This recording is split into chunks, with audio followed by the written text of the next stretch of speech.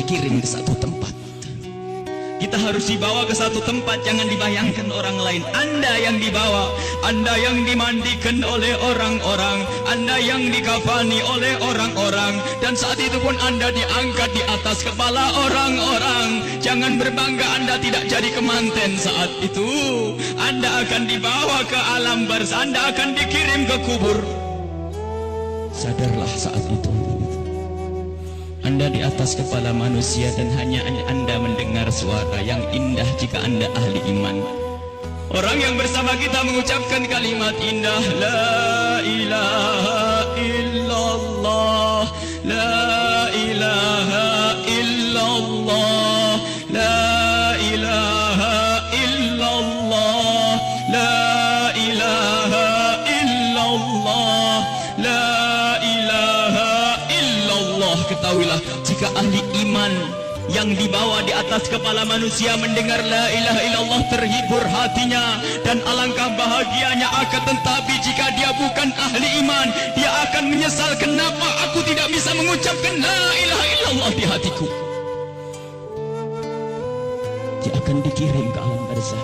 Anda, kami akan dikirim ke kubur, dan kita pun dibawa oleh orang-orang. Sadarlah. Dan setelah kita sampai di kubur, orang-orang ternyata sudah menyiapkan kita liang lahat. Di situ telah digalikan oleh orang-orang buat kita. Dan tidak lama kemudian orang ada yang memeluk kita, ada yang merangkul kita, dan itu ternyata rangkulan untuk melepaskan kita di kubur.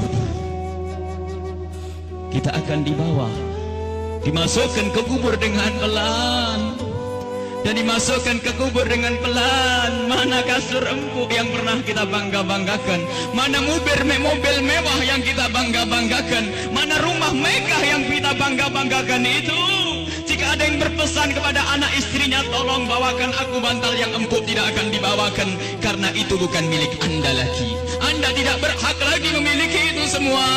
Dan yang akan Anda bawa justru yang pernah Anda berikan di saat Anda hidup, bukan yang Anda simpan. Anda akan masuk liang lahat. Sadarilah ini. Anda akan masuk liang lahat. Dan wajah yang di saat Anda dicaci orang marah, di saat Anda diejek orang marah karena Anda merasa dihinakan, ketahuilah wajah yang Anda sombongkan saat itu ternyata harus ditarik kainnya dan ditempelkan ke bumi, tanah asal kita.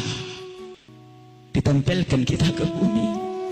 Dan setelah itu pelan ada orang yang menabur di atas kepala kita dengan debu, 1 kali, 2 kali, 3 kali, dan setelah kita 3 kali bukan taburan, tapi akan ditumpahkan air tanah di atas kepala kita, ditumpahkan tanah dan ditumpahkan tanah, sehingga yang kita ketemukan adalah gelap gulita di alam kubur. Seperti yang disabdakan oleh Nabi Muhammad, sungguh saat itu orang di dalam kubur bisa mendengar terompah kaki orang yang berjalan di atas kepalanya. Dan saat itu pun Anda, kami mendengar orang-orang berjalan. Anda dan kami mendengar orang yang melangkah semakin lama semakin jauh. Dan ternyata hanya tinggal beberapa orang, itu anak-anak kita, itu istri kita, itu suami kita. Dan mereka pun ternyata tidak mau bertahan lebih dari setengah jam. Setelah itu pun mereka melangkahkan kaki, dan suara kaki itu semakin jauh. Dan ketahuilah, saat inilah kita memetik amal perbuatan kita di dunia. Saat inilah kita akan merasakan apa yang pernah kita tanam waktu kita hidup di dunia. Anda ahli salat, Anda ahli ibadah. Ketahuilah, sebelum kedatangan malaikat mungkar nakir, ternyata Anda banyak yang menziarahi Anda, banyak yang datang. Ada yang mengucapkan salam, Assalamualaikum. Anda menjawab, Waalaikumsalam, siapa engkau? Suara itu menjawab, aku adalah solat malammu dulu. Ada lagi yang datang mengucapkan salam, Assalamualaikum. Lalu Anda menjawab, Waalaikumsalam, siapa engkau? Aku adalah sedekahmu dulu. Assalamualaikum. Lalu Anda menjawab, Waalaikumsalam, siapa engkau? Dia menjawab bahasanya, aku adalah kemaksiatan yang pernah engkau tinggal. Aku adalah baktimu kepada orang tuamu. Aku, amal-amal soleh ternyata pada berdatangan. Amal-amal soleh berdatangan menemani Anda. bersama Anda saat itu. Dan ketahuilah, Anda tidak akan gentar dan tidak akan takut di saat berhadapan dengan makhluk Allah yang bernama malaikat Munkar dan Nakir. Anda tidak takut lagi saat itu karena Anda ditemani amal-amal baik. Maka di saat malaikat Munkar Nakir datang, Anda pun tidak bergetar, Anda pun tidak gentar, Anda tidak takut. Dan saat itu malaikat pun menampilkan sesuatu yang indah. Karena apa? Melihat orang ini ditemani oleh hal-hal yang baik, sehingga ia pun mengucapkan salam dengan syahdu, mengucapkan salam dengan penuh keindahan, lalu berkata, Man Rabbuk wa man nabiyuk, dan begitu seterusnya. Anda, kami akan ditanya siapa Tuhanmu, siapa nabimu. Karena di hati Anda ada iman, hati Anda ada cinta kepada Allah dan Rasulnya, di hati Anda ada cinta kepada ulama-ulama Allah. Maka sesungguhnya saat itu lidah Anda akan mengucap begitu mudah. Anda akan menjawab dan menjawab dan menjawab. Dan setelah selesai pertanyaan ini, dan inilah akhir daripada ujian kita dari alam dunia menuju alam barzah. Di alam barzah adalah alam perpindahan dari alam dunia ke alam akhirat nanti.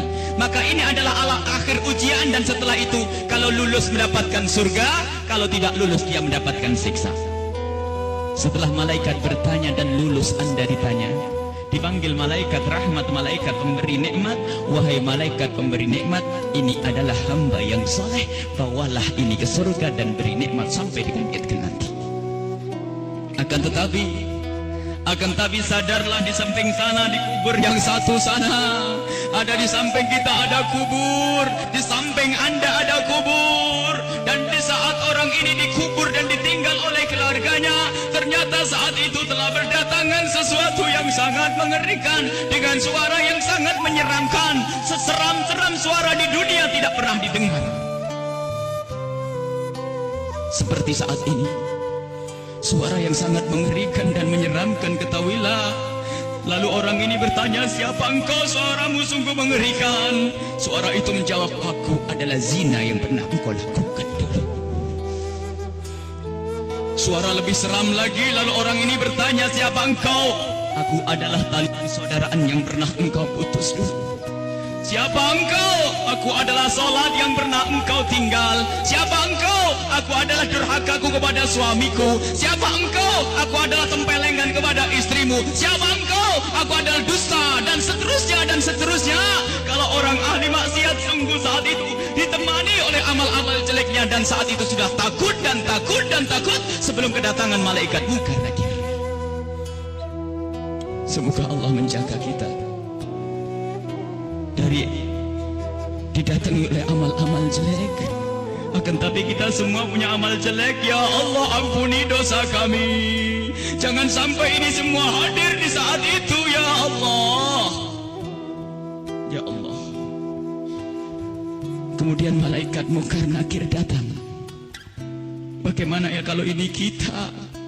Malaikat Munkar Nakir datang dan bertanya. Rupanya orang yang sudah ketakutan ini melihat malaikat semakin takut, sehingga ditanya tidak bisa berucap sepatah kata pun, tidak bisa mengucapkan apa-apa. Dan saat itu malaikat memukul, menyiksanya. Dan ketahuilah, pukulan malaikat ini seperti yang disebutkan dalam satu hadis, jika dipukulkan ke dunia, maka dunia ini akan hancur dan isinya.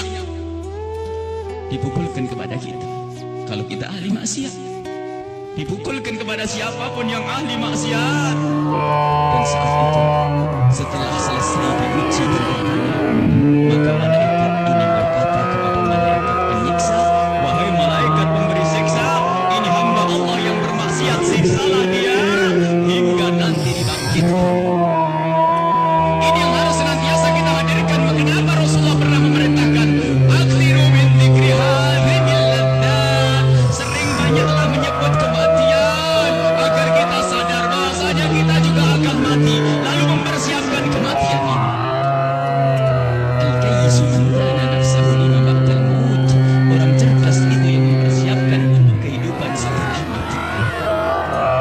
Seorang sahabat bertanya kepada Nabi Muhammad, ya Rasulullah, ayyun nasi akyas, orang apa yang paling cerdas ya Rasulullah? Dijawab, yang paling sering menyebut kematian,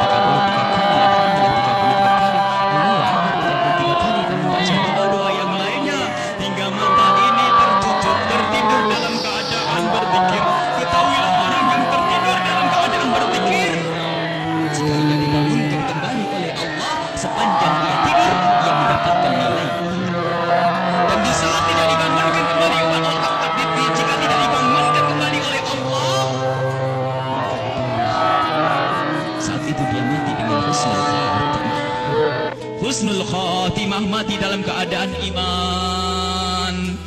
Maka dari itu ayo kalau hendak tidur persiapkan untuk mati, karena kita tidak tahu bisa bangun kembali atau tidak kita di saat kita tidur.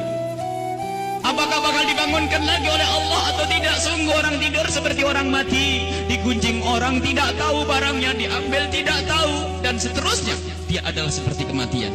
Maka dari itu kalau hendak tidur persiapkan untuk mati. Jangan sampai kita lelap dalam tidur di saat kita lagi asik mendengar satu lagu, katanya lagu pengantar tidur.